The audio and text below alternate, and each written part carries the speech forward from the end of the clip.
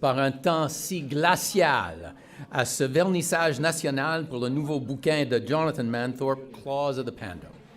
Ladies and gentlemen, I am Brian Lee Crowley. I am the Managing Director of the Macdolad-Laurier Institute, and I would like to welcome you to our special event, Claws of the Panda, Beijing's Campaign of Influence and Intimidation in Canada. If you're out in the entrance hall, please come in. Lots of room here. We've got lots of room at the front. Room for everybody. Thank you all for coming.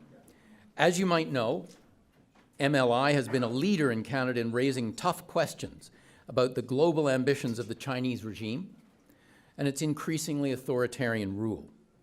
As China's vitriolic and aggressive response to our arrest of Huawei executive Meng Wanzhou has clearly demonstrated, Xi Jinping's China is not governed by the rule of law in any real or substantive way. If the Chinese Communist Party has a view about who should be prosecuted, when and why, and about what sentences should be handed down, they simply issue orders to the police and the judiciary. And this is clearly on display with the arrests of Canadians Michael Kovrig and Michael Spavor and the resentencing of alleged drug smuggler Robert Schellenberg from prison to execution. As noted by MLI senior fellow Charles Burton, these represent cases of hostage diplomacy and death threat diplomacy.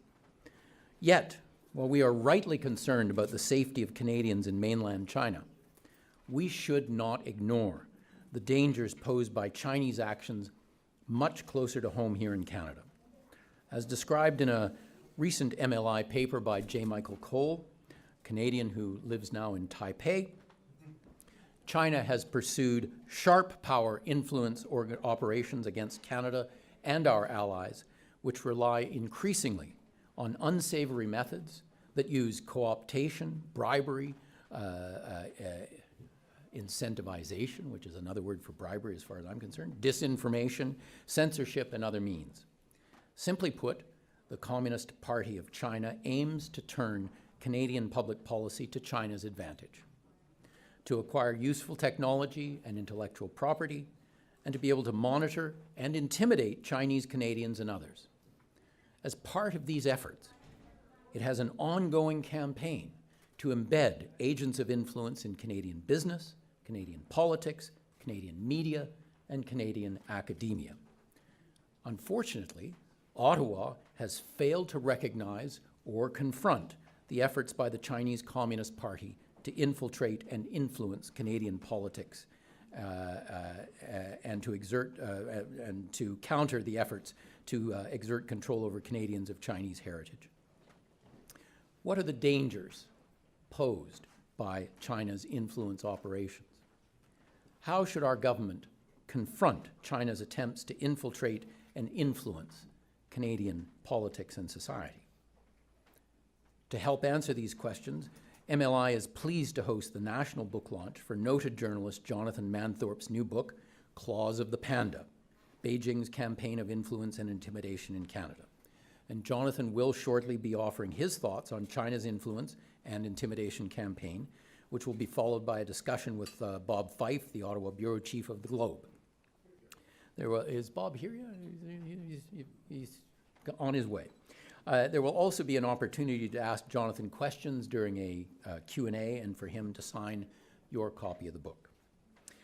To set the stage for Jonathan's comments, I wanted to first introduce MLI's ambassador on Canada-China policy, Anastasia Lin, who will say a few words about her own experience and that of other Canadians of Chinese extraction in dealing with the Chinese regime. Anastasia has championed the cause of human rights throughout the media, at high-level speaking engagements. You might have seen a video of her, for example, at the Oxford Union, in national legislative bodies and through her award-winning work as an actress and a model. Please welcome Anastasia Lin to the platform.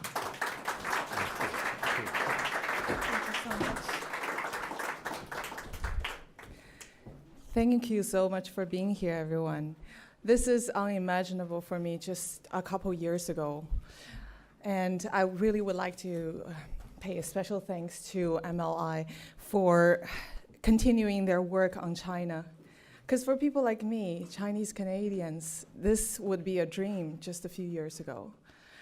I was born in China and lived there for 13 years. I had the privilege to move to Canada when I was 13 years old with my mother.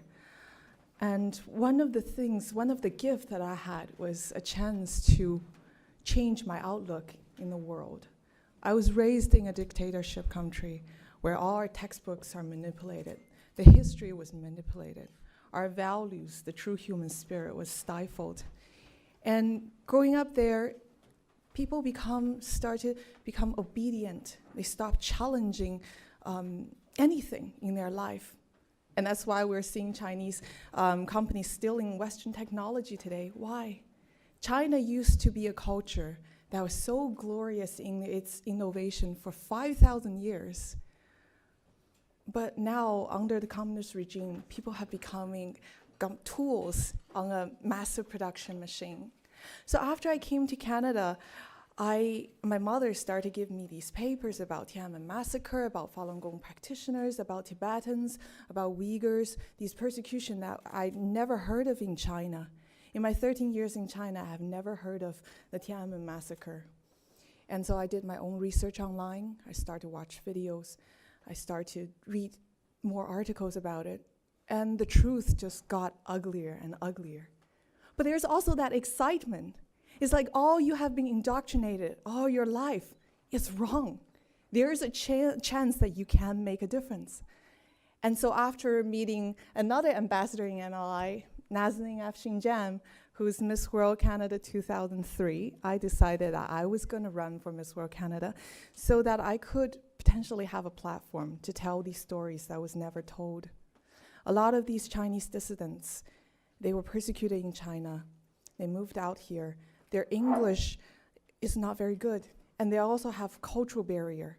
Their way of protest, their way of speaking their mind is not really accepted by the Western society. They're not sophisticated enough, but it doesn't mean that they don't have a story to tell. It doesn't mean that what they did in China to resist the tyranny, and to speak up for their fellow Chinese is not courageous, and it doesn't deserve a front page in the New York Times. So I ran for Miss World Canada, and I thought that it was going to be a Wonder Woman's protection, like a shield for me, and all the evil from the world would just be blocked away from me. But I learned that's not really true. I had to learn to dodge the bullet myself later. And I won Miss World Canada. And I think part of it is because Canadians agree with what I was trying to say. My fellow countrymen, Canadians, they supported my human rights cause, and I won. And right after, my father was threatened because I ran on a human rights platform. And I was very general about it. For me, it was just like world peace, just like the other girls. And they threatened my father in China, and they said that if I continued to speak up, that my family would be persecuted like in the Cultural Revolution. And I think for my father's generation, the Cultural Revolution, the threat of that is the worst threat you can have. It means public humiliation, public persecution, your family, yourself being thrown into jail, your entire reputation destroyed, your economic destroyed, everything destroyed. And the worst is that Chinese people went through that process, had their dignity stripped away again and again through the Cultural Revolution, through the Tiananmen massacre, and now they learn to bow their head. They don't dare to challenge anymore. And that's why I wrote for the Washington Post after my father told me to not speak and leave them away to survive in China. Because I see so many Chinese Canadians, Chinese Americans, Chinese all over the world decided that conforming is the best way to keep their family safe. But I think the truth, my experience proved the contradictory. After I spoke out, although the Chinese security guards continue to threaten my grandfather and my father, but they do it with caution. They used to threaten them with death threats. Now it's like with flowers and fruit. Could you please tell your granddaughter, like, what she's doing is not really good for our face in the international stage, so if she would just soften a little bit, she might be able to come back to China to see you guys again. Her mother might be able to come back to China, and we won't deny her visa anymore. What I'm trying to say here is that there's a lot of stories like this kind that was never heard until very recently, all around the world, not just in Canada.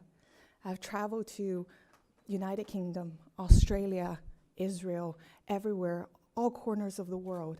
And the Chinese people there would come up to me and tell me this is a global phenomenon. And this is the reason why the work MLI is doing right now is so profoundly important. For the first time forever, that I see Westerners starting to care about the well-being of Chinese people, not just Chinese Canadians, but the Chinese people. Because with the policy that we had in the past, be it United States or Canada, it's based on a false hope. We hope that Chinese Communist Party is not what it is. We deny the truth. We don't want to see them for what it is, the manipulative, this deceptive, and a regime of thugs. We want to see that they change, and mostly because of the economic interest. We're blinded by that in the past. And now I'm seeing that the global trend, the United States at least taking the lead in recognizing, confronting communists as what they are, and base their policies on that. And I hope this trend can continue. And I see that work MLI is doing in Canada is really helping in that front. And at last, I would like to remind everybody that we're talking about Chinese Communist Party today. We're not talking about the Chinese people. The real Chinese people in China, I see that the glorious 5,000 years of Chinese culture can never be replaced by an atheist dogma. They are trying, so we should use our liberty to advocate for there too. Not compromising our values, stand our ground would be the most important first step. Thank you very much.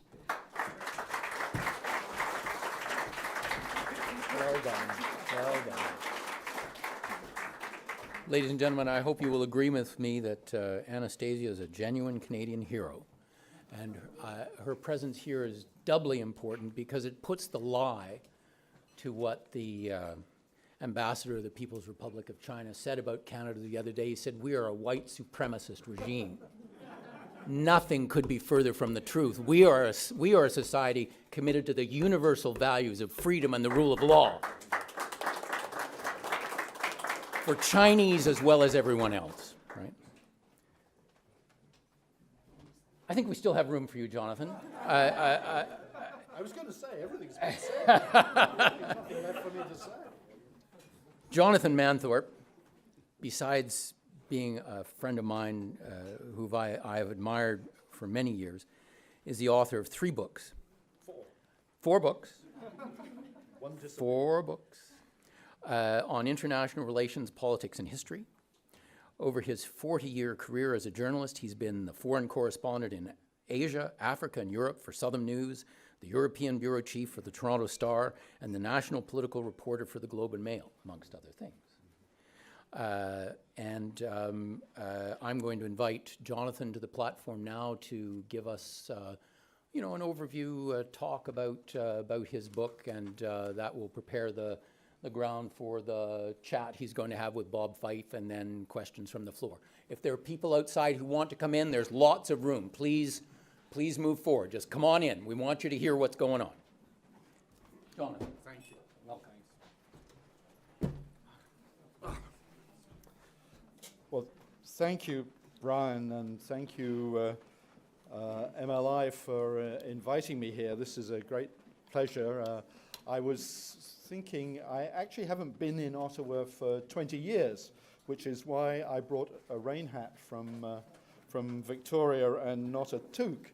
And but the last time I was here, and this is slightly pertinent, the last time I was here was in 1999 in April, and I was following the then Chinese Premier Zhu Rongji across the country, starting in St. John's and ending in Victoria, in Butchart Gardens, where else.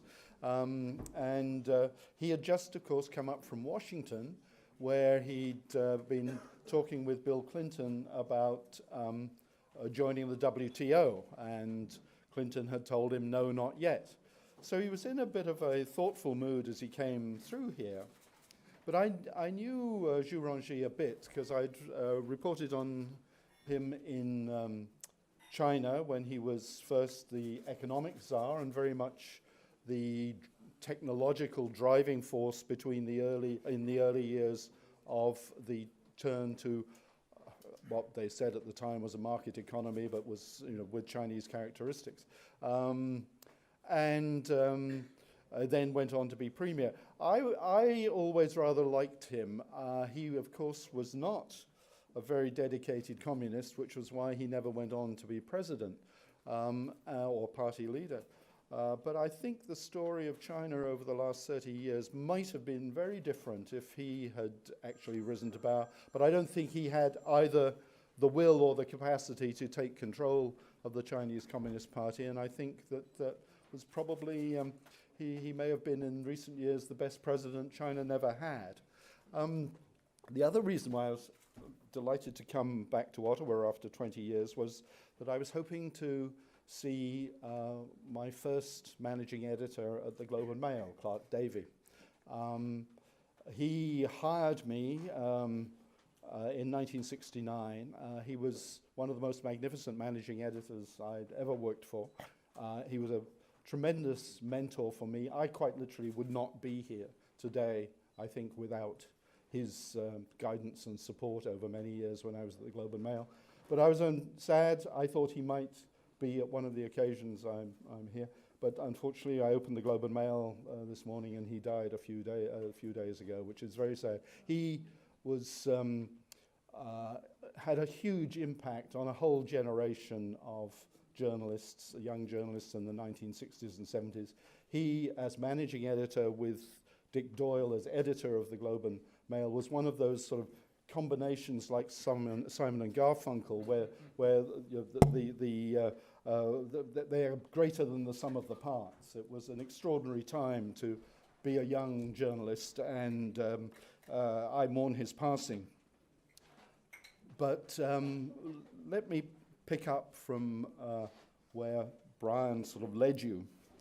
The Huawei affair has produced the worst crisis in Canada-China relations since mutual diplomatic recognition in 1970.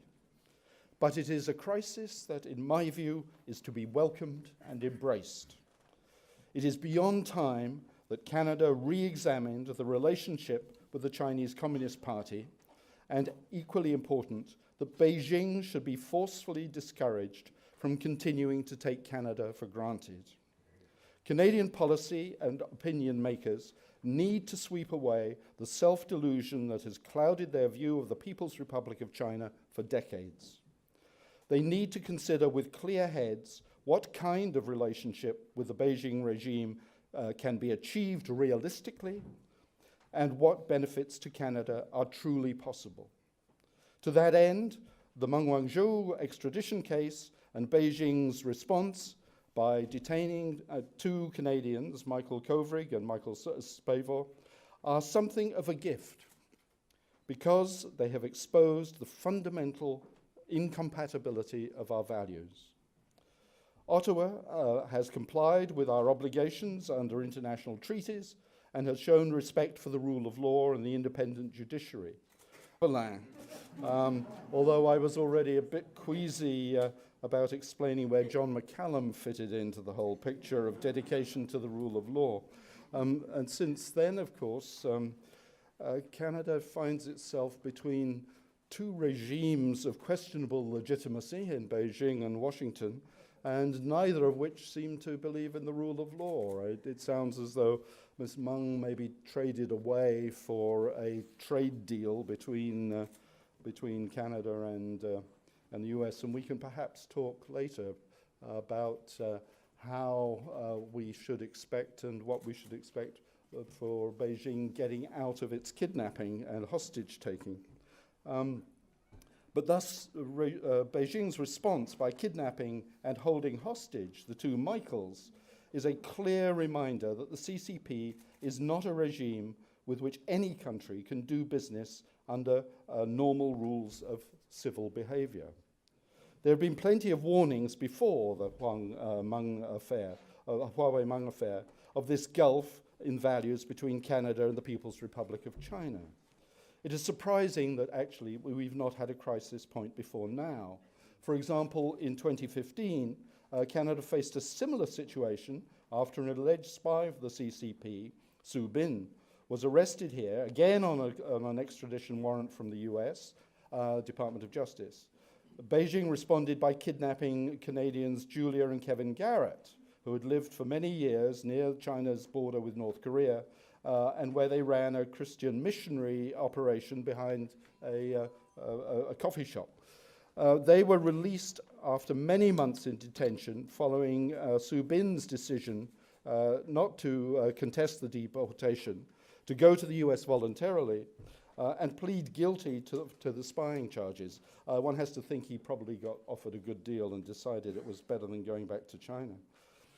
Then there was that stark and embarrassing lesson for Prime Minister Justin Trudeau when he went to Beijing in December 2017, apparently having been led by his officials to believe he was about to launch free trade negotiations with China based on his progressive trade agenda. Beijing sent him packing with a flea in the ear. Beijing made it clear that trying to include elements like gender equality, human rights, and environmental protection into commercial treaties is a gross interference in China's domestic affairs. That raises questions about whether it is possible for Canada to have anything other than basic WTO trade relations with PRC. I severely doubt if it is. Most bilateral diplomatic relations are measured not just by the balance of two-way trade. Other elements in the relationship are taken into consideration when judging the overall value of the partnership. These include such things as mutual security agreements, partnership in global diplomacy, and common civic values. Very few, if any, of those other bonds are possible between Canada and the PRC. I think that that's a very important matter for us to consider coming out of the Huawei affair, that our relations with the PRC are based solely on trade. So when things go wrong, we have no other buffers in the relationship.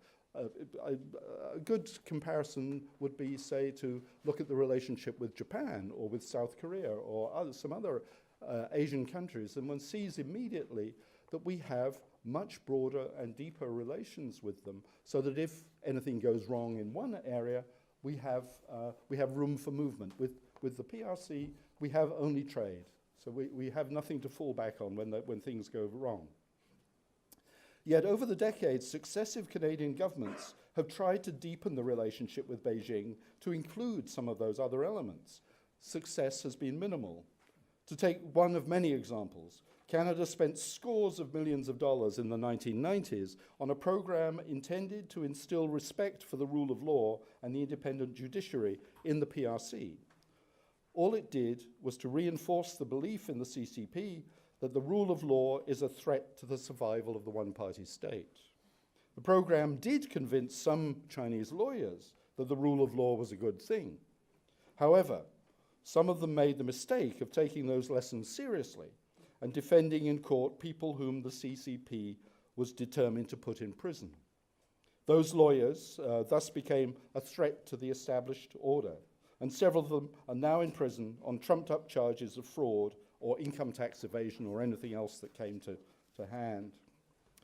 So what has influenced the Canada-China relationship? It's immediately evident that the two countries expect very different things from our relationship. On the Canadian side, the central theme for close to a century has been a highly romanticized vision of first Imperial China and now the CCP ruled China, and of having been seduced to the civic, and of believing that they could seduce the CCP to the civic reform by exposure to Canadian institutions and society. Meanwhile, the Chinese Communist Party has been pursuing a carefully constructed campaign of intrusion into Canadian affairs and with defined goals. The aim is to suck out the greatest benefit possible from the party's for the party's purposes, while doing its best to ensure that the Chinese citizens under its control are not infected by alien ideas and expectations. Canada's romantic view of China began with the sending of hundreds of Canadian missionaries there in the first half of the last century. That was the heyday of the Canadian missionaries in China. They were mostly Presbyterians and Methodists who morphed into the United Church of Canada in 1925. Most of those missionaries were inspired by membership in the student Christian movement, which was popular at Canadian universities at that time. They were imbued with the notions popular at that time of the social gospel. This held that if heathens could not be persuaded to be Christians, at least they could be shown how to better order their lives. Thus, cleanliness in some circumstances was better than godliness. Indeed, the West China Mission, its center was in Chengdu in Sichuan province. They built a huge hospital complex there. It is still the largest hospital in China, 7,000 beds. It was taken over by the CCP in 1949. But the social gospel ethic and the missionaries and their children born and brought up in China, who are called Mishkids, have had a profound influence not only on Canadian policy towards China, but also on the whole culture of the Department of External Affairs under its many names. Very many of the officials responsible for the founding and building of the department in the 1940s and 1950s came out of the student Christian movement and the community of Canadian missionaries. Canada's diplomatic mission to the Kuomintang government of Chiang Kai-shek in the 1930s and 40s was staffed largely by the missionary community, and the first 3 ambassadors to Beijing after recognition in 1970 were Mishkids. The CCP, and especially Mao Zedong's right-hand man, Zhou Enlai, found in the early 1940s that Canada's missionaries and their children were temperamentally inclined to support the communists rather than the Kuomintang. Zhou Enlai especially found it easy to persuade the Canadians that the CCP was not really a Marxist revolutionary party. The party's main objective was just agrarian reform and giving land to the peasants. The CCP's blandishments were very successful and led Canadians to believe the fiction that they had a special relationship with the Beijing regime. Norman Bethune, of course, is the patron saint of Canadian self-delusion to that score. But he has been followed by others, such as John Diefenbaker's Agriculture Minister Alvin Hamilton, who became one of the most avid spokespeople for the communist regime in the 1950s and 60s. But in the 1960s, the CCP and its agents of influence had learned how to play the Canadian establishment with great skill. The party paid much attention to the nuances of the Canada-United States relationship and became adept at tweaking Canadian anti-Americanism during the Vietnam War. And as we have seen with some of the responses to Ms. Meng's extradition case, that remains a skill that Beijing loves to employ. At the same time, the CCP understands Canadian sensitivities about racism and always employs that tactic when Beijing is attacked. Canada's recognition of the PRC in 1970 opened up China to the world, but it also opened up Canada to the CCP. The balance of trade, which had been in Canada's favor, quickly reversed and has remained that way. China now sells us 3 times more than it buys, and what it buys from Canada is still the same shopping list of grains and natural resources as in the 1960s, though in larger quantities. Yet the myth abides among Canadian businesses, mesmerized by the elusive market of 1.3 billion people, that eventually the CCP will have to open its market to foreign enterprises. One of the CCP's most significant successes in its campaign in Canada has been to divert and deflect Canadian attention and energy away from forging broad alliances with other countries in Asia. Several of them, such as Japan, South Korea, and some of the countries of South and Southeast Asia, are better trade, investment, political, diplomatic, cultural, and security fits for Canada than is the PRC. But we have largely ignored them, or at least not put nearly enough emphasis on them. When Zhu Rongji was economic czar and prime minister at the beginning of the century, there was reason for optimism that true market reform would happen. That hope has now been killed and buried by President and party leader Xi Jinping since he came to power in 2012. Xi has not only put the muscle of government behind state-owned enterprises, he has purposefully diminished the role of both domestic and foreign private companies. For example, Laws have been enacted a couple of years ago that require all private, foreign, and domestic companies to have Communist Party cells. These cells inevitably come to dominate management and policy making, and anyone who questions whether ostensible private PRC companies in Canada, such as Huawei, are controlled by the CCP should remember that. After the establishment of diplomatic relations in 1970, Canadian companies and universities opened up as sources of technology for the CCP needed for industrialization. Those relationships started as perfectly legitimate development initiatives, but swiftly developed into opportunities to steal Canadian intellectual property. Increasing dependence by Canadian universities and colleges on revenues from foreign students, often in the face of stalled or reduced provincial funding, is now in danger in some cases of undermining academic freedom. There are now several Canadian universities who more than half of whose tuition revenue comes from Chinese students. Then there's the whole issue of the questionable credibility of the scores of so-called Canadian schools that have sprung up in China to feed ostensibly qualified students into Canadian tertiary institutions. Yet somehow the mythology has continued among Canadian political, academic, and business elites that they have a special influence with the CCP that one day will pay off, not only in trade, but also in reform, both of Beijing's approach to its own citizens and to the rest of the world. What the Huawei Hmong affair forces us to confront is that there is little or no evidence of those advances. So what are the objectives of the CCP in dealing with Canada, and how have they gone about it?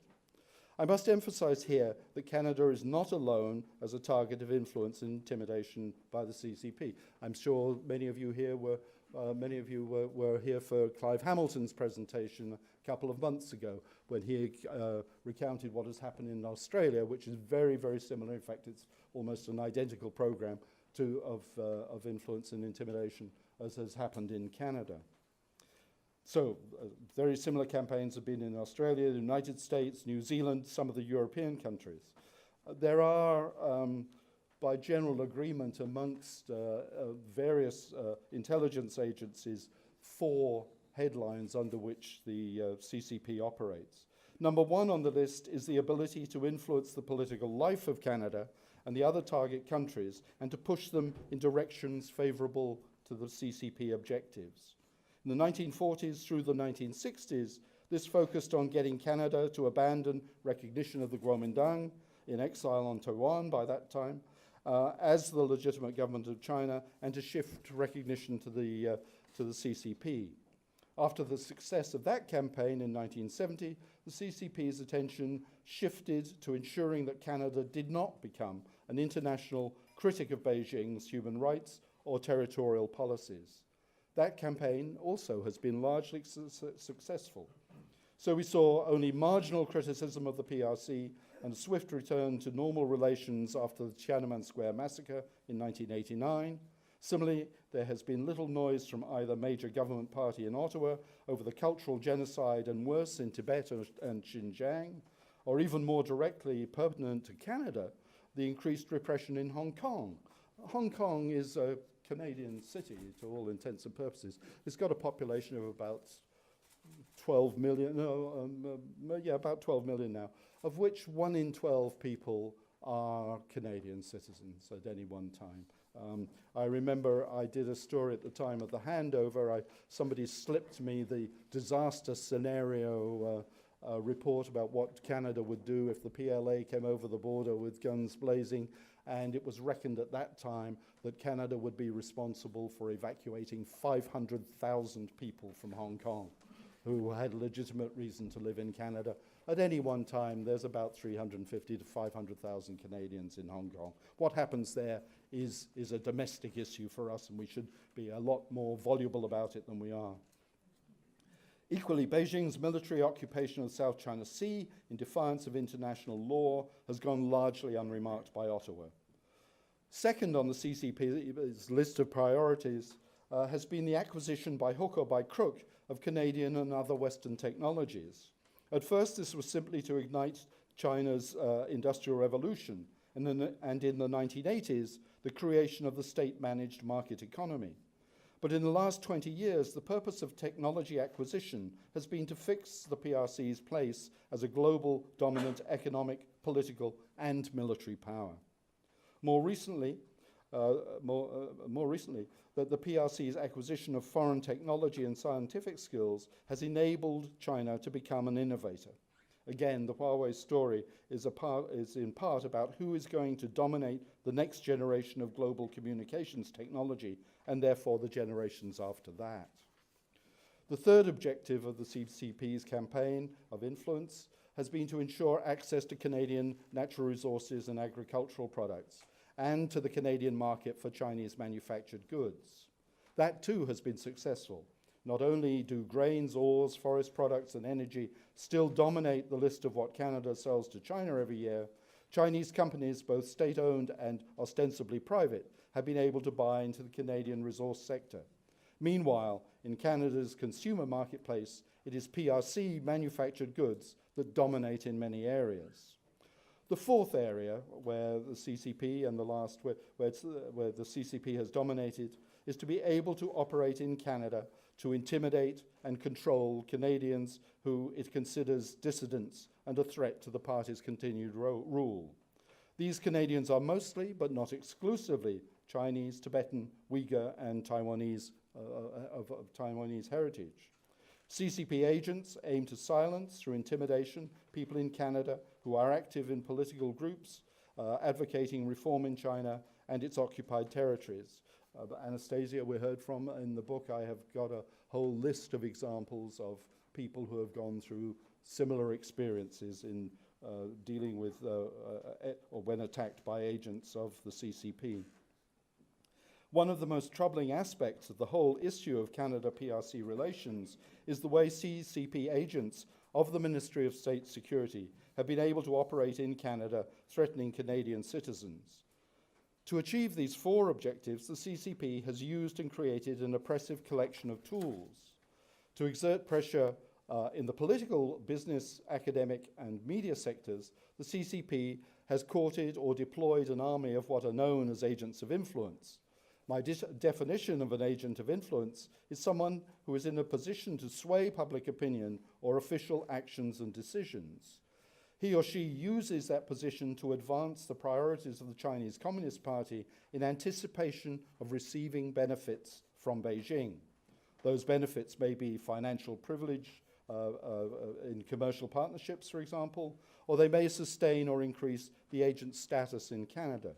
An academic's career or the success of a consultancy, for instance, may be enhanced by exceptional access to sources in China. The anticipation of benefits is key to the motivation of the agent of influence, I think, because those benefits can be, and sometimes are, taken away if the agent doesn't perform. The New Zealand academic, Anne-Marie Brady, who has done unmatched work on the CCP's methods for controlling and suborning foreigners, makes a powerful point. In her book, Making the Foreign Serve China, she says the CCP does not regard bestowing on a foreigner the title Friend of China as an honor. The party regards it as a job description, she says. I think if we look around us and we look at the people who have been called sometimes friends of China, we can see it is indeed a job description. China has all the usual intelligence and security agencies with which we are familiar at home and amongst our allies. But what sets China apart is the United Front Works Department. This organization has a fascinating history, but we need only concern ourselves with the current operations. President Xi Jinping has called the United Front the CCP's magic weapon, and it can indeed be that. Put bluntly, the United Front is the CCP's main agent for political warfare. It portrays itself as a public relations and soft power agency, a pander, if you like, but its reach and methods go well beyond that. The United Front's main focus is on using the social and political weaknesses in target countries to further the CCP's aims. And under President Xi, the front has been given not only massive new resources of money and staff, but also wider responsibilities. There are now United Front units in almost all CCP agencies and also all government departments operating at home and abroad.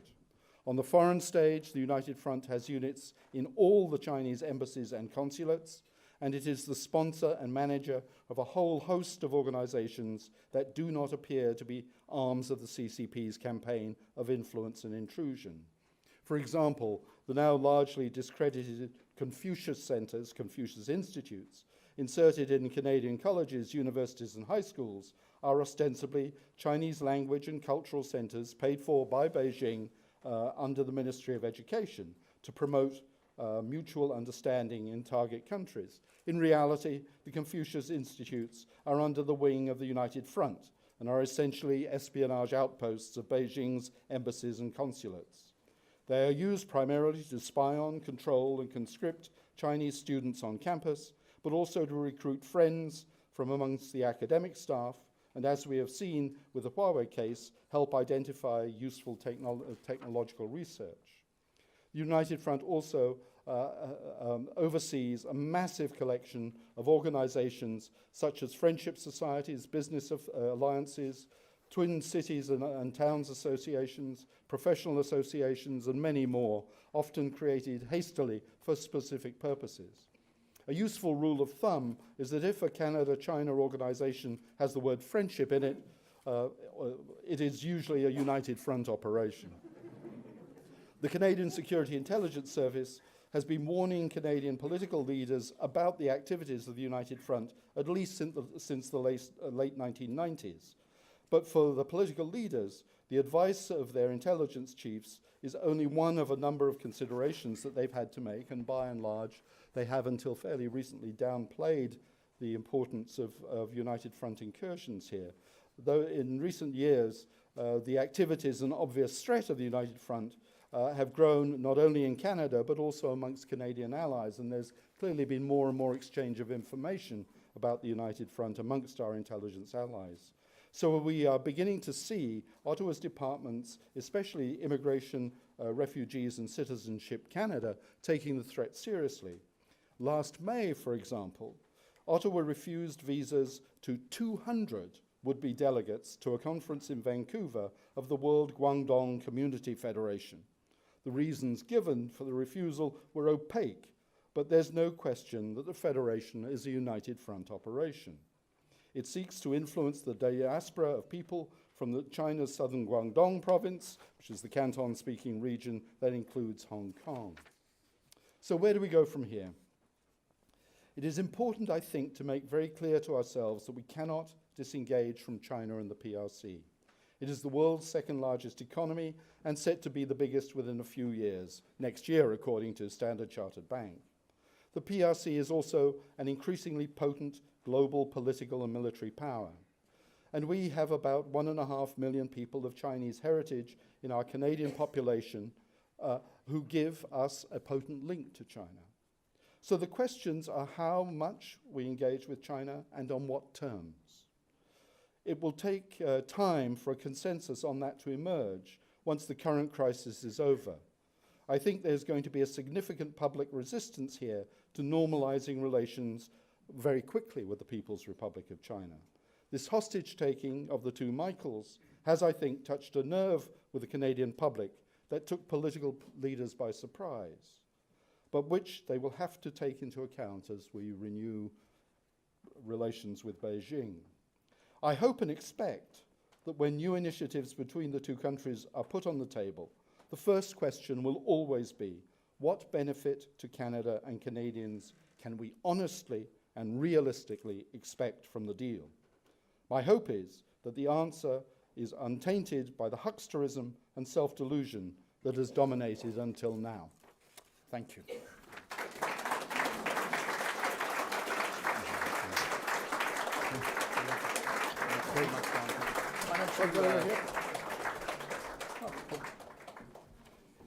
Well, ladies and gentlemen, I hope that you'll agree with me that it's hard to imagine what more we could learn. I think that Jonathan has covered so brilliantly the points that are concerning so many of us about China's presence and activities in Canada. But we have, of course, with us tonight Bob Fife from the Globe and Mail's Ottawa Bureau, and the head of the Ottawa Bureau, and of course Bob is uniquely positioned, I think, given the work that he's been doing on many of these issues, trying to bring them to the attention of Canadians through his powerful platform in the Globe. And Bob has kindly agreed to engage in conversation with Jonathan to explore in greater depth some of the points that he's raised, and perhaps some others that Jonathan didn't have a chance to touch on. Of course, Bob is the former host of CTV's Question Period. He's one of Canada's most respected journalists. He's broken many major stories throughout his long career, including the Senate expense scandal, and right up to current headlines surrounding the PMO, the former Justice Minister, and SNC Lavalin. Bob has won many awards for his journalism. He's also the author of several books. And I turn things over to Bob and Jonathan. All right, thank you very much.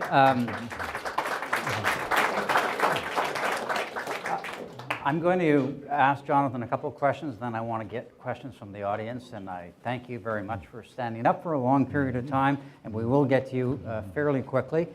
Just before I start talking to Jonathan, I just want everybody to know that I've known Jonathan for many, many years. When he was a long-time foreign correspondent and for Southern News when I knew him, and when I was traveling with the Prime Minister abroad to Asia and Africa, Jonathan was the correspondent there, and he was always so incredibly generous with his knowledge and his insight, which I immediately stole and put it in my copy, which I am deeply appreciative.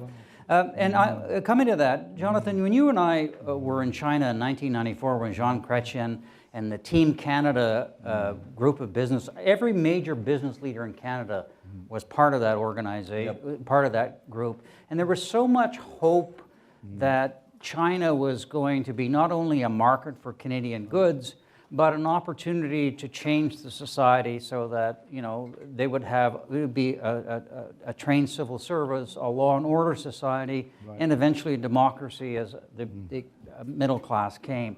That thinking still seems to be predominant in Canadian society, and I wonder why you think that is the case. Well, you know, a lot of the book deals with that, but it's delusion on our part. It really is, because what is quite clear from our experience, and you know, it's a good point to pick 1994 and the first Team Canada trip, because remember, this was the first sort of international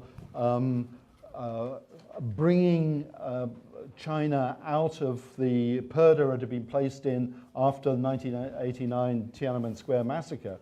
Canada was signaling to China at that point that you know, you're forgiven now. You can come back into the community of world nations, and it was Canada playing almost the same role as it had played in 1970, when it was the first major Western country to give diplomatic relations or recognition to the PRC. So we played the same role again, and I think that we were used by the PRC and the Communist Party, who realized that we were easily conned. And I think that that has carried on right up until the present day. I think what it may have begun to change when Trudeau got his flea in his ear in December in 2017 in Beijing. And certainly I think the Huawei affair now has pulled them up short. But I still think it's going to take a while before all our institutions who have so heavily invested in the notion that reform is just around the corner in China, it's going to take a while before they are disabused, I'm afraid. I want to ask you this in terms of how the corporate elite sees China, because there's a lot of evidence, including in Canada but around the world, of China stealing Western technology, and closing off 62 sectors of the Chinese economy is completely closed off to foreign investors. So we sell them lobsters and wheat and some financial services, but huge sectors of the economy where the Western world could actually go in and make money is closed off. But China is wisely smart enough to know that they can come into our sectors of the economy, and if they're not stealing the technology, they're buying companies for the technology and then taking it back to China. Why is it that the Canadian corporate elite, it's not just the Canadian, I think it's Australian and New Zealand as well. And Americans as well. And Americans. Why is that? Well, I think they see what they believe is a market of 1.3 billion people, and they think, gee, if I can only sell a toothbrush to every one of them. But of course, China is not a market of 1.3 billion people. It is many markets of maybe 50 million. But apart from that, I think that business people, I've written columns for business newspapers for many, many years now, and I've watched Canadian business operating around the world. And you know what always trips up business people? They know their businesses, they know marketing, they know production, all that sort of thing. They are always tripped up by politics and culture. And so whenever I've written for business papers, I always write about the politics and the culture of the places where they're operating, because they don't know enough about it. They don't look at it, they don't learn it, they don't understand it. There are a few exceptions. There's some companies who do and who are broadly successful abroad. But most Canadian business people and the others we mentioned, the Australians, New Zealanders, and Americans and Europeans, they just look at the size of the market and they think, how many toothbrushes can I sell? There's a big hole in the education of business students in our country. So one of the things that, as my colleague Steve Chase and I have begun to look at China's influence in Canada, and we know from Clive Hamilton's book the extent of Chinese influence amongst the diaspora in Australia, for example, and New Zealand, but I hadn't realized that the same tactics that are being used in Australia, for example, are being used in Canada amongst mainly Chinese mainland immigrants who have family back in China. And could you just sort of explain how these Chinese consulates work and the harassment that they go through and the influence that they play at the local level and cultural and community groups? Yeah. Well, I mean, Anastasia's story is a pretty classic one. The influence of the consulates is quite extraordinary. I mean, to begin with, there are now hardly any Chinese media which are not under the influence of the local consulate or the embassy. They've been very, very purposeful, starting really in the 1990s. I first started hearing from friends of mine in the Chinese-Canadian community in Vancouver that the local Chinese language papers there were sort of ending political columns and just having lifestyle columns. And that has carried on. As I say, there are now very, very few Chinese language media outlets, whether they're broadcast or print, which are not under the control one way or another of the consulate or the embassy. And in terms of direct intimidation, it goes very much the way Anastasia said. The officials, sometimes from the local consulate, but sometimes Ministry of State Security agents who come into Canada as tourists or in business delegations, they will approach somebody. They will often get a relative in China who's been detained and put them on the phone, and they will be persuaded to say, please stop your political activity, it's hurting the family, so on and so forth. It's pretty brutal and pretty direct, it really is. There are also, of course, many people in Canada who also have business interests in China, and that makes them vulnerable to pressure, and that's used a lot. There are many instances, and I've talked about some in the book, where people who are politically active lose their jobs, not through any direct attack, but simply because pressure is put on their employer, who happens to also have business interests in China. They'll use anything that comes to hand, but those are just some of them. They're pretty brutal and pretty direct, and very successful. And I have one more question, and I'll open it up because we're anxious to hear from the audience. What do you see the new aggressiveness of President Xi? I mean, this is not something that we have been familiar with. Not that they haven't thrown the weight around, but this is completely different. Yeah, that's a fascinating question, and I think it's because they're beginning to realize that their lack of political legitimacy is a problem.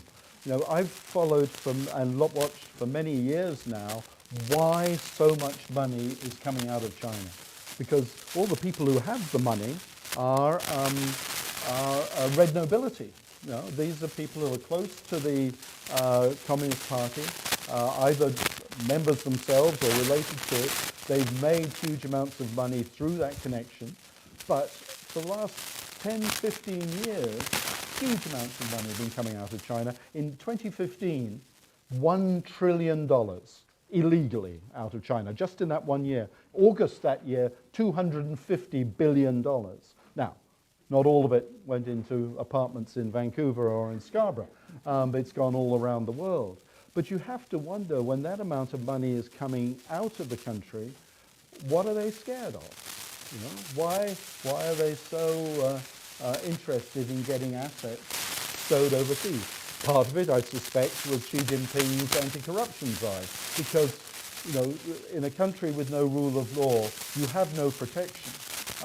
If the wind turns against you, unless you've got assets stowed abroad, you're done for. And as we know, even somebody like Bo Xilai, the party boss of Chongqing, he made a play to get on the standing committee, and of course has ended up in prison.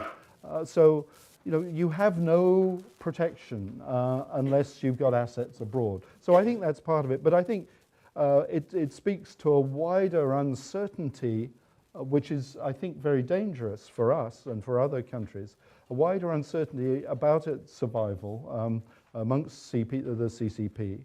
And so we've seen, for example, this tremendous emphasis by Xi Jinping on nationalism, on patriotism.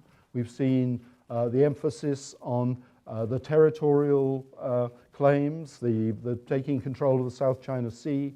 We've seen the Belt and Road Initiative, which is almost medieval in its clear desire to reimpose vassal state status on its neighbors. And I think it's something we ought to be very concerned about. Certainly, you know, my Taiwanese friends are deeply concerned about it, because they are very much on the front line of what is an imperial expansion by the Chinese Communist Party, I think in part at least as a matter of self-defense. Okay, we're going to open that up for people to ask Jonathan questions. My only thing is no speeches, please. The woman in the back. Yep. Woman right in the back.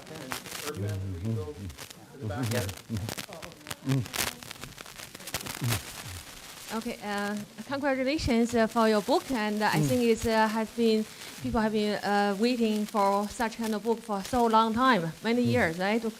You know, like in Australia, because the media and because of their scholars, like the China experts, they really did their job. They wrote books, they write articles, they expose China's infiltration to Australia, and also in the U.S. the same thing, like the government and their think tanks. And they are like the media, they did report quite a lot, and Canada is quite behind. You know, like in your opinion, like is that because of Canadian academia or Canadian media, like unknowingly has been influenced by China, or like what's the reason why like people are not realizing that?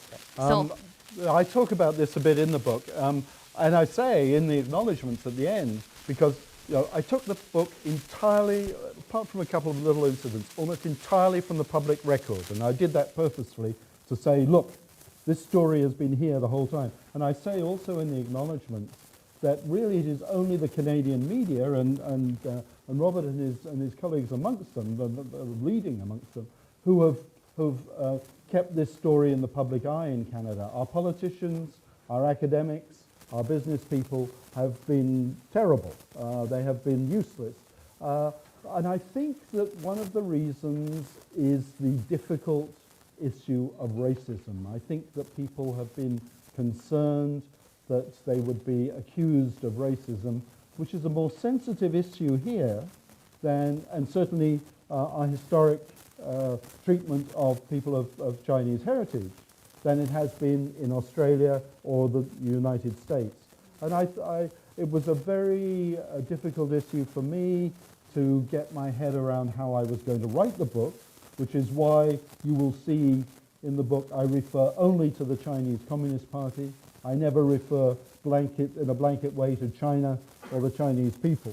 And that is very purposeful, because what we are dealing with here is not the relationship between Canada and the Chinese people. It's between Canada and the Chinese Communist Party, which is not China and is not the Chinese people. And as Jonathan points out in his book, this country has been deeply enriched by Chinese immigrants in this country. Now, next person who wants to... I have a question. Actually, in Australia, because of the publicity, in last year, their parliament passed two legislations, one anti-interference legislation. One of them is to require that whoever is advocating, working for the foreign government have to register. And because of a lot of their prime minister, former prime minister, like elected official, right after they retire, they start work for the Chinese government. And that happens here too. Happens here as well. Okay, okay. Yeah. So, Yeah. and I think last few days there's a few articles that after this requirement for registration, a number of them start to quit working for the Chinese government. Do you think going forward, such a legislation is also necessary, like for Canada? Well, we do have registries of lobbyists, don't we? We have a registry of lobbyists, Yeah. but a lot of politicians work for corporations, Right. and they don't have to register because they're working for the... There's one area where Australia was way behind us. They allowed until very recently, and I think the legislation has gone through now, I may be wrong, they allowed until very recently foreign entities to donate money to Australian political parties. And that was a real problem for them, because the CCP and its agents of one sort or another were donating massively to Australian political parties. We don't allow it. We do have one or two strange situations where Chinese companies, while they have not been allowed to donate to a political parties, they have been allowed to donate to such things as the Pierre Trudeau Foundation, things like that. And so there have been ways around this. But I agree with you. I mean, I think we need to tighten up a lot of the regulations on how we deal with foreign lobbyists. One thing I think that we really seriously need to do is look at why Canada is such a favorable money laundering place. We have no publicly available registries of beneficial owners of companies or of property, which has just made us an open door to money laundering, not only from red aristocrats from China, but from elsewhere as well. And I think about 60% of the illegal money that comes into Canada comes through things like false invoicing. And that means we're importing corruption.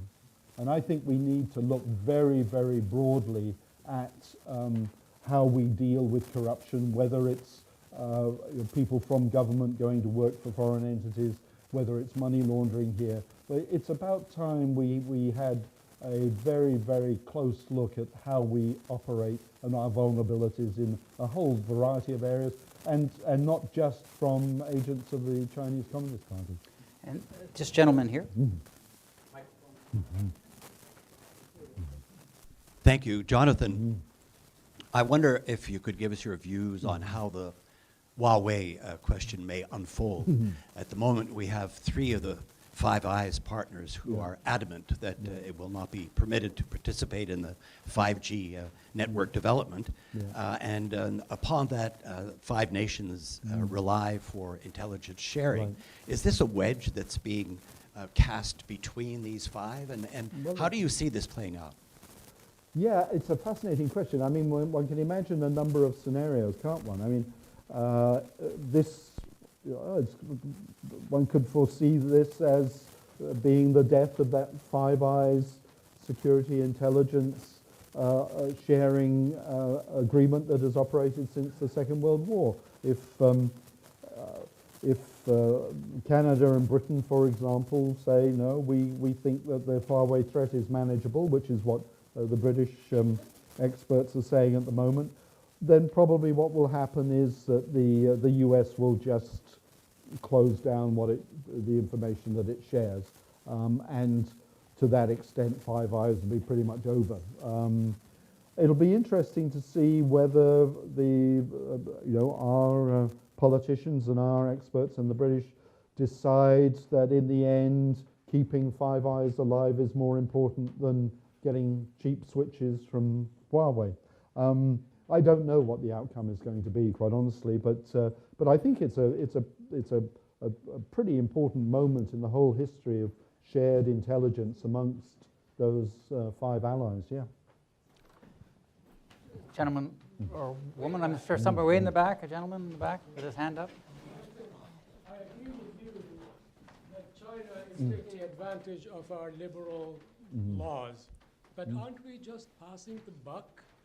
We can't even get our act together to build an energy east pipeline to displace imported oil. Shouldn't we do something about our economy ourselves instead of continuously blaming China for doing what it thinks is best for its own people?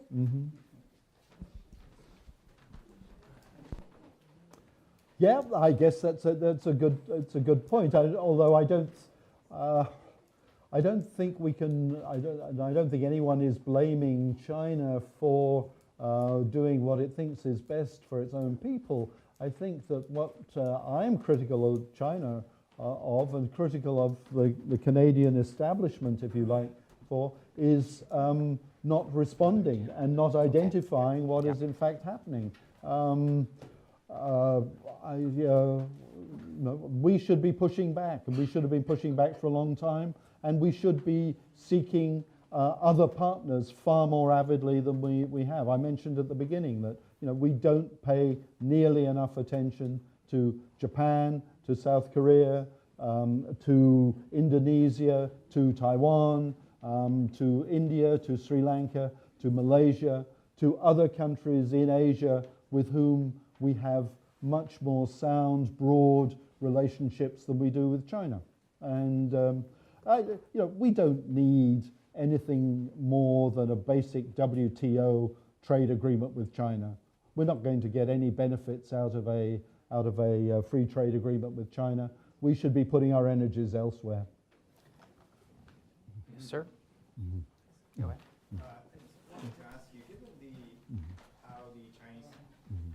you, given how the Chinese Communist Party is seeing the reaction towards Huawei and even greater awareness of the United Front work, how do you see the United Front kind of changing its tactics to evolve to keep doing its work? Like, do you see what is the next step? Do you think for them, given the greater awareness that is being created now by work like from you Professor Well, Hamilton? You probably need Dick Fadden, the former head of CSIS, here to answer that question. I'm sure that they will. The United Front has always evolved with the times. There's always, and I'm sure it will again.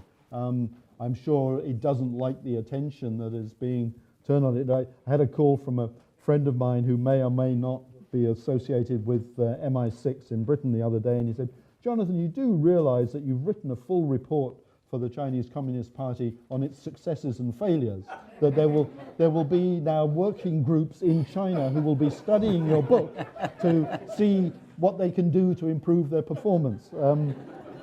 Unfortunately, I mean, if they were all going to buy the book to do that, I would be happy about it. But of course, they will get one copy and photocopy it. So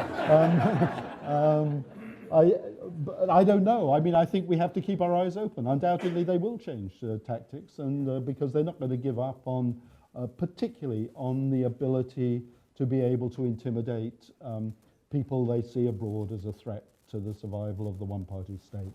Is this one? Do you perceive China's relationship with Russia? Intense mutual suspicion. It's an interesting one, and it changes quite a bit. I was in Vladivostok a few years ago in the Russian Far East, where they are apoplectic about China there, because they believe that they have at least 5 million, and sometimes the number goes up to 10 million, illegal immigrants from China in the Russian Far East, which is very sparsely populated to begin with. I mean, when I was in Vladivostok, there'd been riots in a local market just a few days before, because one of the things you can buy in the markets there are lovely fur hats and stuff like that, Russian-made ones. Anyway, some Chinese immigrants, illegal or otherwise, had come in, set up in that market. They'd gone round and they'd bought one sample of each of the sort of local brands of the hats. They disappeared, come back a week later, and were selling knockoffs, probably in catskin, at half the price. And it led to a riot. Police had to close down the whole market. So there is huge suspicion. There's also been a lot of property buying by surrogates there. Now and again, if Moscow and Beijing have coincidental interests, they work hand in hand. But Beijing has never forgotten that Russia, after 1949, never gave it the help that Mao thought that they deserved, and Stalin, frankly, insulted Mao. And that was when Mao and the CCP started turning to the diaspora to kickstart the industrialization of China when the Russians gave minimal assistance. So it's mutual suspicion. Sometimes their interests coincide. More often they don't. So we're going to take two more questions, sir. You used the term gift, describe the Huawei incident with regard to the arrest of two Canadians and also resentencing Canadian to death sentence. But Canada has received such kind of gifts before with regard to the arrest of Canadian citizen, Chinese Canadian of Uyghur. And the recent years, 2 years ago, and the Canadian citizen, Chinese Canadian, Sun Qian, who is a Falun Gong practitioner, 2 years ago, just for their belief, nothing, the rest is illegal. So why Canada did not, I would use treasure the gift they received before than now? Well, at any one time, I remember when I was in Hong Kong, and I used to follow this very closely. At any one time, there are probably a dozen Canadians being held hostage of one form or another in Canada. Most of them are Canadians of Chinese heritage. Mostly the reasons for them being held is arguments over a contract with a Chinese partner. And I have to say, more often than not, those Canadian Chinese have been foolish enough to go into China on their Chinese nationality documents and not their Canadian passport, so they have no protection. But the whole issue of, as you raise it, Falun Gong members is a huge story in itself, and several of the cases that I cite in the book involve members of Falun Gong. And of course, I mentioned Zhu Rongji's trip across here in the beginning of this evening. He went back, arrived back in Beijing a Saturday night, went to bed, and there was a knock on his door in the Zhongnanhai leaders' compound the following morning, and he was told there were 15,000 demonstrators outside the Zhongnanhai in the center of Beijing. They were, of course, all Falun Gong followers who were there to protest against the treatment of the group, particularly in northern China. He met them, he met leaders, and he didn't see any particular problem. It was other members of the Chinese leadership who, thinking back to 1989,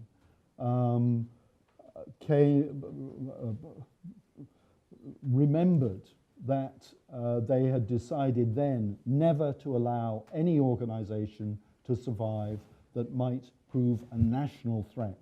And I think it was the national aspect of Falun Gong that really scared them. And as you know, it was then declared an evil cult. But this was near the 10th anniversary, weeks leading up to the 10th anniversary of Tiananmen Square, and these 15,000 people, many of whom were middle-aged people who had been sort of loyal Communist Party officials in the middle ranks, had come from all over China without the Chinese security services knowing anything about it.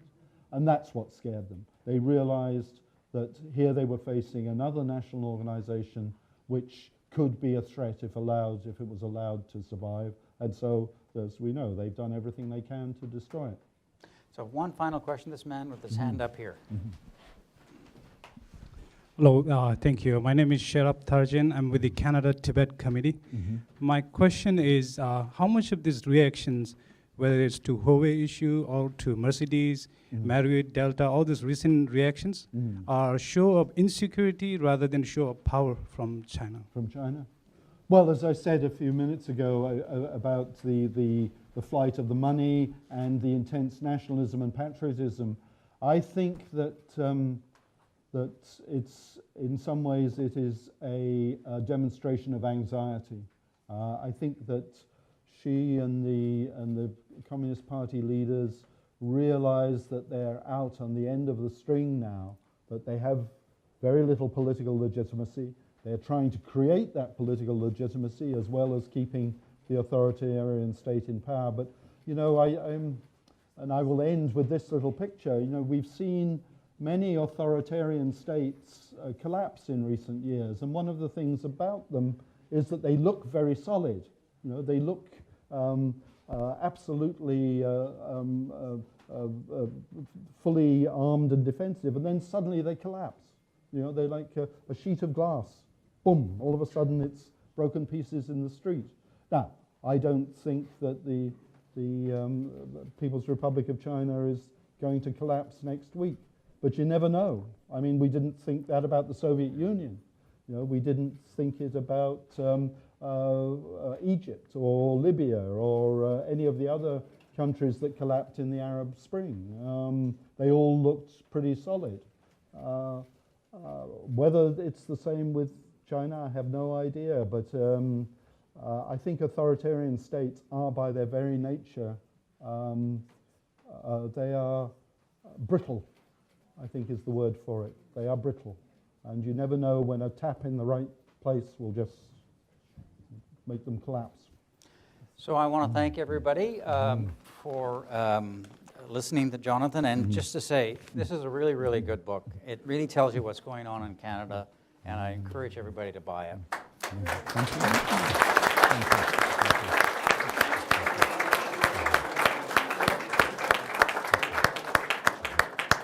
you. Ladies and gentlemen, let me thank Robert Fife and Jonathan Manthorp on your behalf. I think they've done a wonderful job not only of digging into Jonathan's book, but also in helping to moderate the question period. I also want to mention that there are a number of people here who should be recognized. I no doubt can't do all of them. C.S. Leung, the former MP from Willowdale, I believe, Taiwanese born, is here with us, and we're delighted to see you here. David Kilgore, the former Secretary of State for Asia Pacific, who is also a senior fellow at MLI, is with us this evening.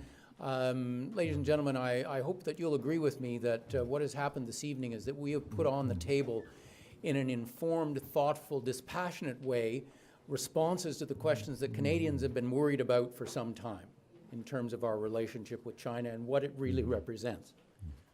This is what a national think tank looks like. Okay?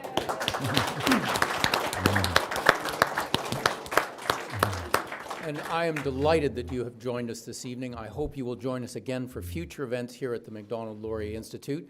Again, ranked this year by the University of Pennsylvania International Think Tank Rankings, the top think tank in Ottawa, one of the tops in the entire country. We have a lot of work to do, and we hope that you will continue to support our efforts. We have a little table over here where I believe Jonathan has kindly consented to sit and sign until his arm will no longer work. And of course, we continue to have cheese and wine and so on in the dining room. Please help yourselves. Yeah, of course.